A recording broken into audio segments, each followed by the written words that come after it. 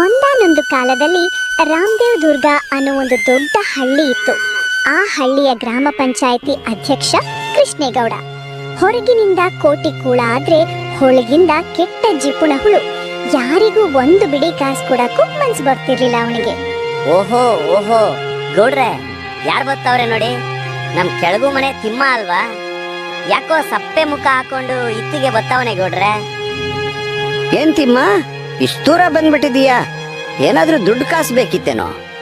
ಇಲ್ಲ ಇಲ್ಲ ಬುದ್ಧಿ, ನಿನ್ನೆ ಆಟಿ ತಗ್ ಬಂದಿದ್ರಂತೆ, ಮನೆ ಖಾಲಿ ಮಾಡಕ್ ಕೇಳಿದ್ರಂತೆ. ಸ್ವಲ್ಪ ಸಮಯ ಕಾಲಾವಕಾಶ ಮಾಡ್ಕೊಡಿ ಬುದ್ಧಿ. ಖಂಡಿತವಾಗ್ಲೂ ನಿಮ್ ಸಾಲ ಬೇಗ ತೀರ್ಸ್ಬಿಡ್ತೀನಿ. ನನ್ ಬಾಣ್ತಿ ಮಗಳು ಮತ್ತೆ 2 ತಿಂಗಳು ಹಸಿ ಕೂಸು ಎತ್ಕೊಂಡು ಎಲ್ಲೋಗದ್ ಬುದ್ಧಿ? ನಮ್ ಕರಿಯ ಹೇಳ್ದ ಅಂತ ನಾನೇನೋ ನೀನು ಕ್ಯಾಲಗು ಮನೆ ತಿಮ್ಮ ಅನ್ಕಂಡೆ ಕಣಯ್ಯ. ಆದ್ರೆ ಇಲ್ಲಿ ನೋಡಿದ್ರೆ ನೀನು ಕೆಳಗು ಕೆರಿ ತಿಮ್ಮನವ ಕಣಯ್ಯ. ತಿಮ್ಮ, ನಾನು ಕೊಟ್ಟಂತ ದುಡ್ಡು ಬಡ್ಡಿ ಸಮೇತವಾಗಿ ಕಂತು ತೀರಿಸ್ಬಿಡ್ಬೇಕಿತ್ತು. ಇಬ್ಬಿರೋದು ಅದು ಬಿಟ್ರು ಚೆನ್ನಾಗಿ ಗಂಟು ಮಾಡ್ಕೊಳ್ಳೋದು ನೋಡ್ದಲ್ಲಯ್ಯ. ಇವಾಗ ನಿನ್ ಕತೆ ಪುರಾಣ ನನ್ನ ಹತ್ರ ಬಿಟ್ಟು ನನ್ ಕೊಟ್ಟಂತ ದುಡ್ಡು ಬಡ್ಡಿ ಸಮೇತವಾಗಿ ನನ್ ಮುಂದೆ ಇಡು, ಇಲ್ವಾ ಮನೆ ಖಾಲಿ ಮಾಡ್ಕೊಂಡು ಊರ್ ಬಿಟ್ಟು ಓಡು. ದಾರಿ ಉದ್ದಕ್ಕೂ ಜೋರು ಮಳೆ. ತಿಮ್ಮನಿಗೆ ಯಜಮಾನರು ಹೇಳಿದ್ದಂತಹ ಮಾತುಗಳು ತನ್ನ ತಲೆಯಲ್ಲಿ ಚುಚ್ಚುತ್ತಿದ್ದವು. ದಾರಿಯುದ್ದಕ್ಕೂ ಸಾಲದ ಚಿಂತೆ. ಮುಂದೆ ಏನು, ನಾಳೆ ಏನು, ಉತ್ತರ ಸಿಗದಂತಹ ಸಾವಿರಾರು ಪ್ರಶ್ನೆಗಳು ಅವನ ಕಣ್ಮುಂದೆ ಬರತೊಡಗಿದವು. ತಿಮ್ಮಯ್ಯ ಮನೆ ಸಮೀಪಿಸುತ್ತಿದ್ದಂತೆ ತನ್ನ ಮನೆಯ ಒಳಗಿನಿಂದ ಯಾರೋ ಜೋರು ಅಳುವ ಸದ್ದು ಅವನ ಕಿವಿಗೆ ಬಿದ್ದಿತ್ತು. ಅದೇ ಸಮಯದಲ್ಲಿ ಜಗ್ಲಿ ಮೇಲೆ ತನ್ನ ಗೆಳೆಯ ಶಿವಯ್ಯ ಕುಳಿತಿರುವುದು ಭಾಸವಾಯಿತು. ಗಾಳಿ ಪಿಚಾಚಿಗಳು ಓಡಾಡುವ ಸಮಯದಲ್ಲಿ ತನ್ನ ಗೆಳೆಯ ಮನೆಯ ಬಳಿ ಕೂತಿರುವುದನ್ನು ನೋಡಿ ತಿಮ್ಮನಿಗೆ ಆಶ್ಚರ್ಯವಾಯಿತು.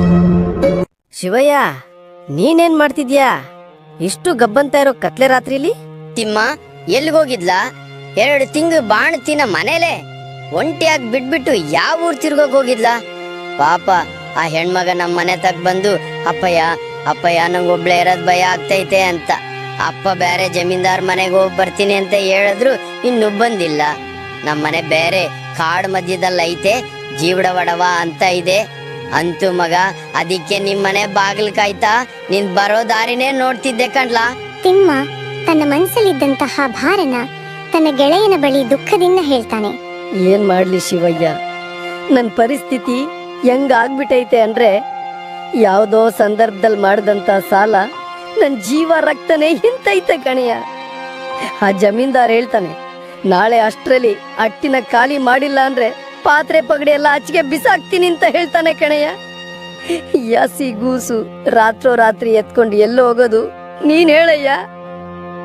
ತಿಮ್ಮ, ಯಾಕ್ ನೀನ್ ಹೋಗಿ ನಿನ್ ದೊಡ್ಡ ಮಗ ಮತ್ತೆ ಚಿಕ್ಕ ಮಗನ ಹತ್ರ ಕೇಳಬಾರ್ದು? ಖಂಡಿತವಾಗ್ಲೂ ಸಹಾಯ ಮಾಡ್ತಾರೆ. ಹಿಂದೆ ಆಗಿರತ್ನ ನೆನ್ಸ್ಕೊಂಡು ಕೊರಗೋದ್ ಬಿಟ್ಟು ಯಾಕ್ ನೀನ್ ಬಹುಶಃ ಒಂದು ಬಾರಿ ಕೇಳಬಾರ್ದು? ಯಾವುದೇ ದಾರಿ ಕಾಣದೆ ಶಿವಯ್ಯನ ತಮ್ಮನೆಯಲ್ಲಿ ಬಿಟ್ಟು ತನ್ನ ಹಿರಿ ಮಗನ ಮನೆ ಕಡೆಗೆ ಸುರಿವ ಜೋರು ಮಳೆಯಲ್ಲಿ ಒಪ್ಪನೆ ಒಂಟಿಯಾಗಿ ಮಧ್ಯರಾತ್ರಿ ಹೋಗ್ತಾನೆ.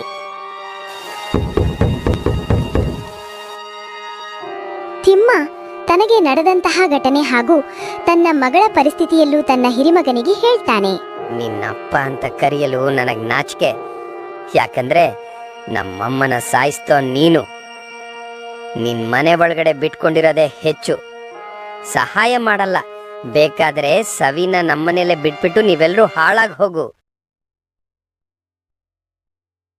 ಮುಂದೆ ಏನಾಯ್ತು?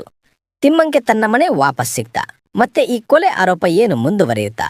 ಮುಂದಿನ ಭಾಗ ಬೇಕಾದಲ್ಲಿ ಕಾಮೆಂಟ್ ಮಾಡಿ ಹಾಗೂ ನೋಟಿಫಿಕೇಶನ್ಗಾಗಿ ನಮ್ಮ ಚಾನಲ್ ಅನ್ನ ಸಬ್ಸ್ಕ್ರೈಬ್ ಮಾಡಿ.